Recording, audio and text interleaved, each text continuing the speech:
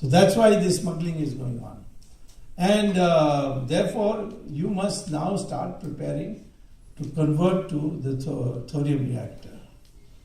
And the thorium reactor is the cleanest of all the nuclear reactors we have had, plutonium or uranium included. Similarly, tomorrow, you want to strengthen your country, you must find a substitute for crude oil. Because we are 86% of our crude oil is coming from abroad. And you can't have this dependence. So what we need to do is find a substitute. And the most important thing is to find a substitute for automobiles. Toyota this year is going to come out with a car which is going to be run on hydrogen fuel cells. It's a battery form of thing which is there in the car, and you before you go to sleep you plug it into an electric socket. In the morning it will be charged and you can go 350 kilometers. And if you have, instead of petrol stations, you have charging stations, then it will be like any other automobile. And you will cease your dependence on crude oil. And that would be a great liberation. So these are all, who is going to do all these things? You want water? In Israel and Saudi Arabia and these places, there is no river. Yet you can get water 24 hours a day in the taps. But in India, we don't get water. So how do Israelis and the Saudi Arabians and the other Qataris and all these people, how do they do it? They desalinate seawater. And that desalination of seawater is now, the technology has been mastered by Israel. They're using solar energy instead of electricity for that purpose. So therefore, India must, all along the coastal line, they must set up desalination plants and take water. And instead of quarreling with Karnataka for Kaveri, how much water will come down, we can reach a situation where we produce enough water out of desalination to pump it on Kaveri in the reverse direction and take it all the way to Karnataka. Saying, you want water, we are giving you water. So, look, this is what Dr. Kalam kept emphasizing, the potential of this country. And that requires the young population to become innovators. Our problem with our young people is that we have been brought up in a very conservative mold, which is always be afraid of risk. When I used to teach at Harvard, at the end of the course, I had students from all over the world, and I used to ask this question: now that you are going to graduate, I want to know which kind of a career you're going to choose. Are you going to choose a government type job, or a job where your salary is guaranteed and every year it will increase by 5%?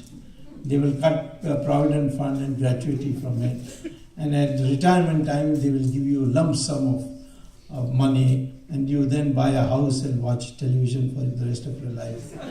You want that kind of a life, which is secure and safe and so on.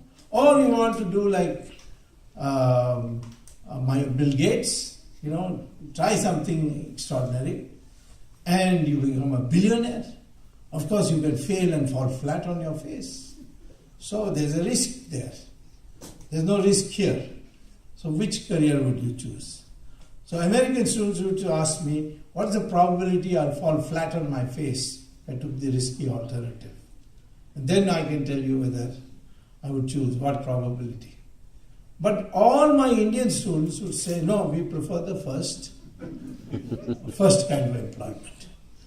Good job, steady salary, guaranteed employment. So I say, why, what for?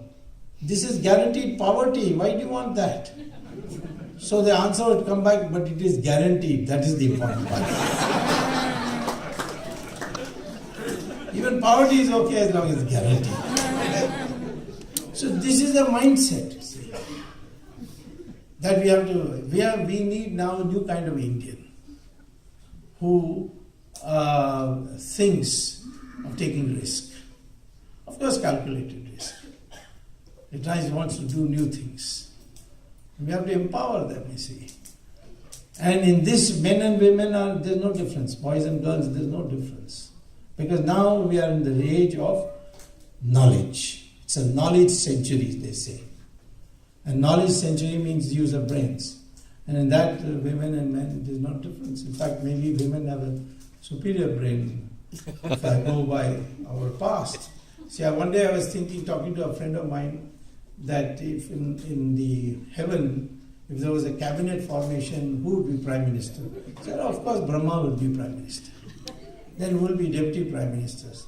He said, Shiva and Vishnu. Then I said, okay, let's allocate the important portfolios. And I was finding to my surprise, the three most important portfolios are defense, that is with Parvati. Then finance, it is with Lakshmi. And education with Saraswati. So I said, you mean male gods got nothing? So my friend said, no, information broadcasting to Narad Muni.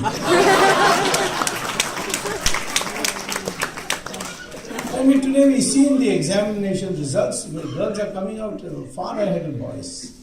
So anyway, the issue is this, that we have this enormous potential if we can liberate the youth and start making them think in terms, original terms. What can I do to solve the problems of the country? Which is one issue I can take, in which I can work, whether he's a nuclear physicist or an economist or a mathematician.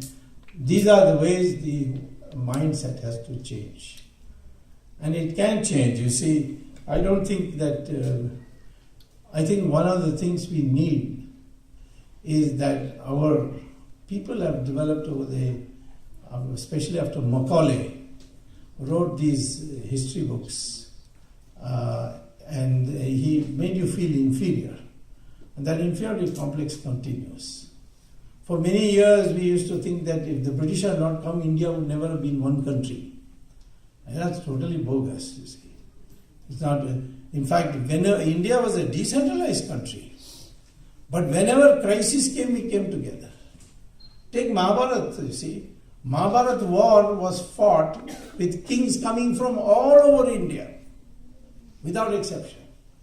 Some came, to take the side of Pandavas, some came to take the side of Kauravas.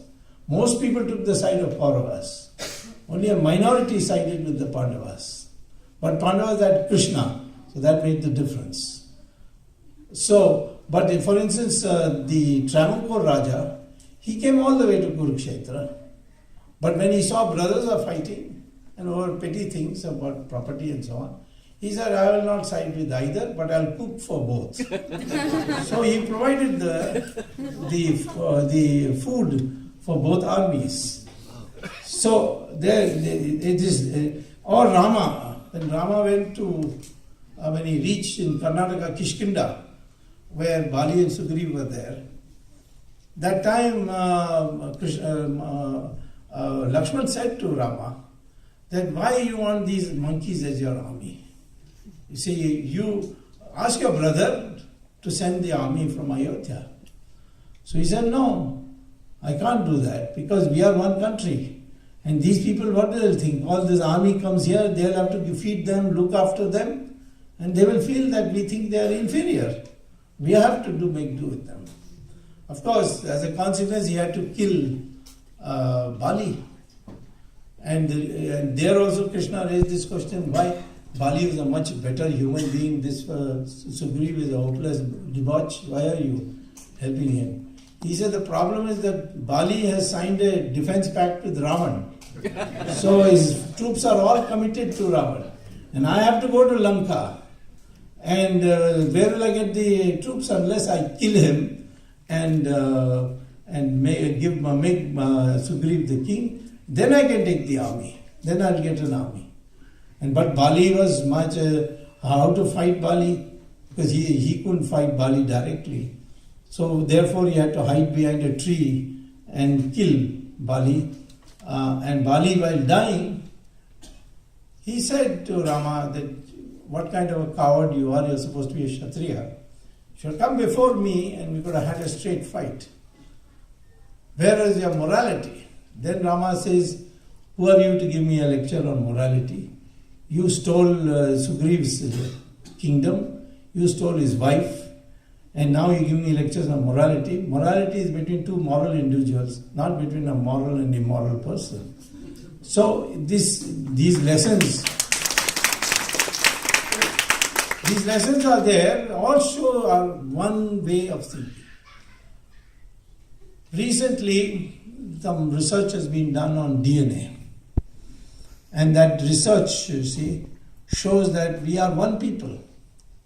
Contrary to the popular impression the British had foisted that there were two communities, Aryans and Dravidians. Previously Dravidians were ruling, then the Aryans came through Khyber Pass and drove these people, Dravidians, to the south and established their kingdom in the north. That is a totally bogus history. There is no proof for it. And we are different people, it should show up in our DNA. I tested that, I looked at the research. It's published in the Journal of Genetics of the University of Cambridge. And it shows that, tests show that Indians across India, even northeast, where people say they look like Chinese, they're not Chinese, they're Thai. But the Thais came to India, settled in India, adopted Hinduism, and founded a dynasty called Ahom dynasty, which was one of the fiercest dynasties. They never allowed any foreigner to come anywhere near there. In fact, the Mughals got the worst defeats at the hands of the Ahom dynasty. Anyway, they too even have 80% common DNA with us. And whether it's North Indian, South Indian, East Indian, West Indian, whether it is a Brahmin or a scheduled caste, or whether it is a Hindu or a Muslim, all have the same DNA. Now, how do you then say that we are, different, diverse people, and so on? That creates a feeling that we are not one country. That one country, that feeling doesn't come, because this is the truth is that we are one people. And I tested it once also, because in Bombay there was a leader called Raj Thackeray, who said, all these UP walas are coming here and taking away the jobs of our Marathis who used to drive taxis. They have taken over the taxi trade and so on and so forth. And they should all go back because they are UP walas. So I thought I will do a DNA test, you see, of both a UP wala and Raj Thackeray. So I found the best way to test DNA is through a sample of hair. So found out who the hairdresser was, for which Raj Thackeray goes for haircut, and got a sample. And then I gave 100 rupees to a UP taxi driver in Bombay and got a sample from him and sent it to Hyderabad Microbiological Laboratory. And the report came back that the DNA is the same. So I announced in the press that even Raj Thackeray came from UP because his DNA is the same as the others.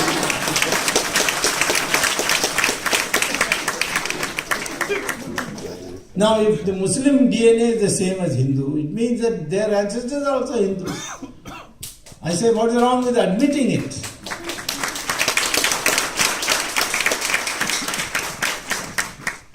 They have not come from, Arabia or anything like that. They have the same DNA as us. So, these are some of the things that we have to tell our new generation. And we are people who have fought. This is not that anybody came here and ruled India by beating us up, which is what the British historians write. So, for instance, but for the fact that Shivaji fought, Rana Pratap may have lost, but he fought.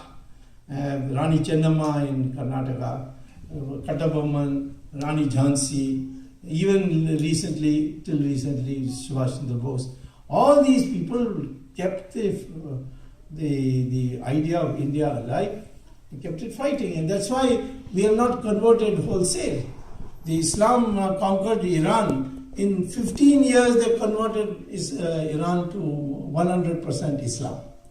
Same thing with Mesopotamia and Babylon, which became one country named as Iraq. And in 17 years, they converted Iraq into 100% Islam. Egypt into 21 years. The British came to India and ruled here for 200 years. But the Christians went to Europe, and in 50 years they converted the whole of Europe into Christian. But in India, 800 years of Islamic rule, 200 years of Christian rule, and you are still 80% Hindu, which means what?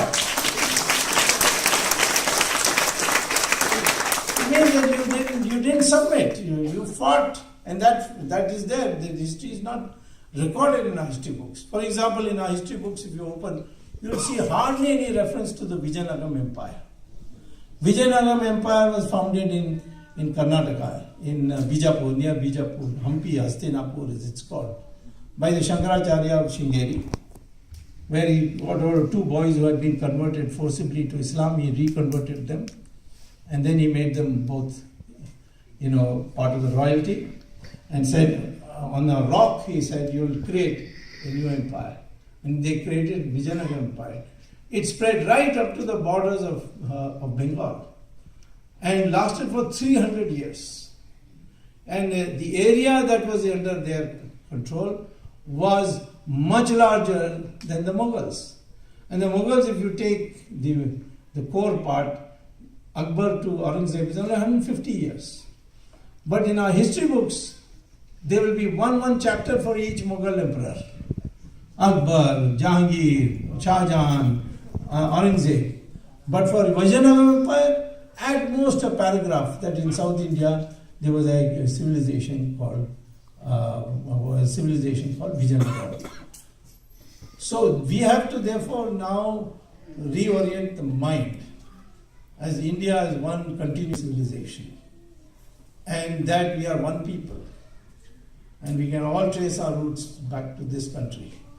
And that kind of a new Indian is what Dr. Abdul Kalam had wanted to create.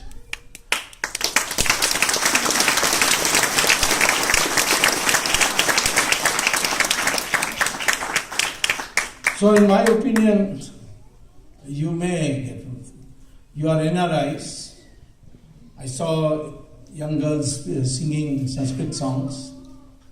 Today, I would say that all parents should insist that children learn Sanskrit.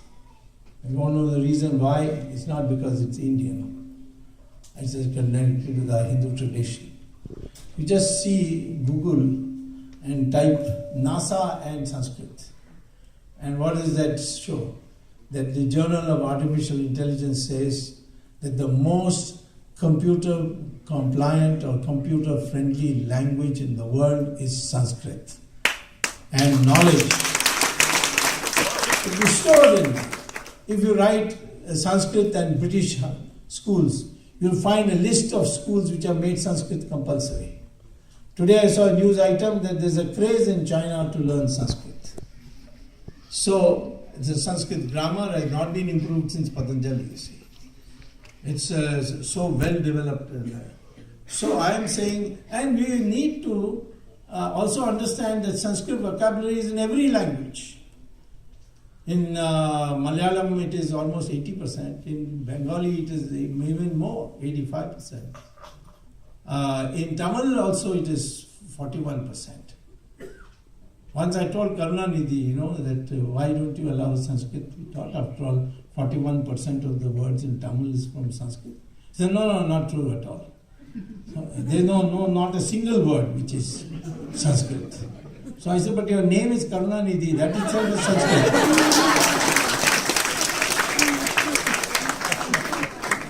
Then he said, no, you see what happened is that Sanskrit stole these words from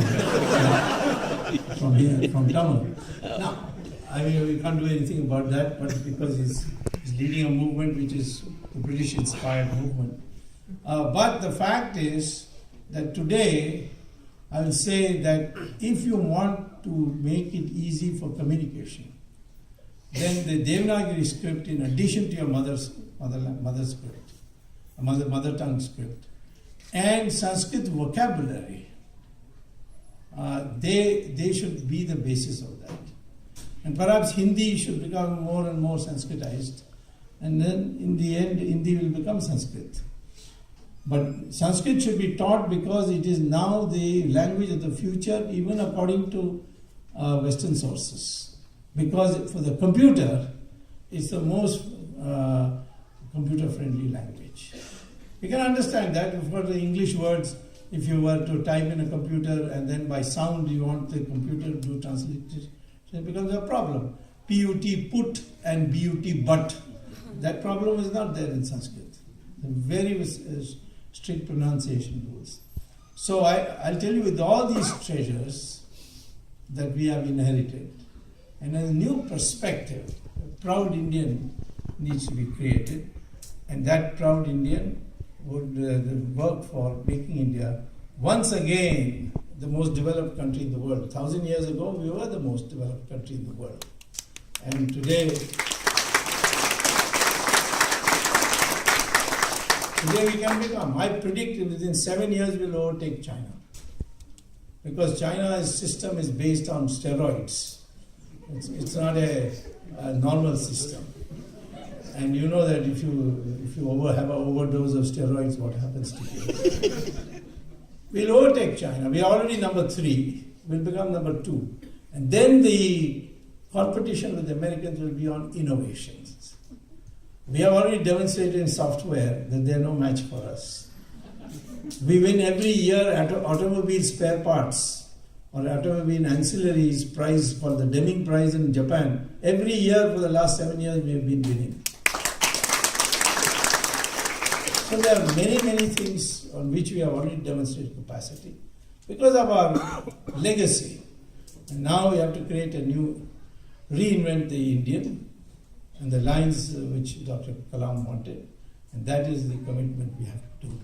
Of course, you have to read newspapers less and go to social media more, I think, because I never know what the media has so manipulated that it's very difficult. You'll have to read 20 papers to get some kind of truth, because each has a slant, and my speeches are the most distorted. Things I have not said, they'll put in my mouth. But anyway, the fact is that we have now other medias like the social media by which you can have direct communication. And therefore, a new mindset is very important. And I'll conclude with that by saying mindset is so important. Just look at the reality. Do you think that numbers matter more than mindset? No. If there are 1,000 goats in one place and one tiger comes, the numbers are with the goats. But who will run? The goats will run. They're so scared of the lion. Similarly, the strength is not enough. You need a mindset to use that strength. Take for instance in the circus. In a cage there will be 5 strong lions, well fed. One thin, wiry run master will walk in, close the door, and then he'll order them, climb up. They'll all climb up on the bench. Then he'll say, open your mouth. They'll all open their mouth. He'll put his head in each one of them, and the crowd will clap. Why don't the lion chop his head off, tear him to shreds? Because the mindset, from cub it has been brought up to obey. So it obeys. And that's why power and strength, these are not of any use unless you have a mindset. People used to ask me why Manmohan Singh refused to overrule Sonia Gandhi. She has no power, he had the Prime Minister's chair with him. I said, he may be a Singh, but he's a circus Singh. Singh is lion. So this is the thing, you see, this is the mind very important. So this liberation of the mind, again I will say, Dr. Kalam, try to liberate your mind by giving examples. I am telling you, as a psychology, we have to now feed into every Indian mind that yes, you are capable of greatness. Yes, you are not somebody who has been created by a foreign ruler, like the British, but you are people who have been kept behind because of that. Now you've thrown away the shackles. Let us stand together as proud Indians and make India a developed country again. Thank you very much.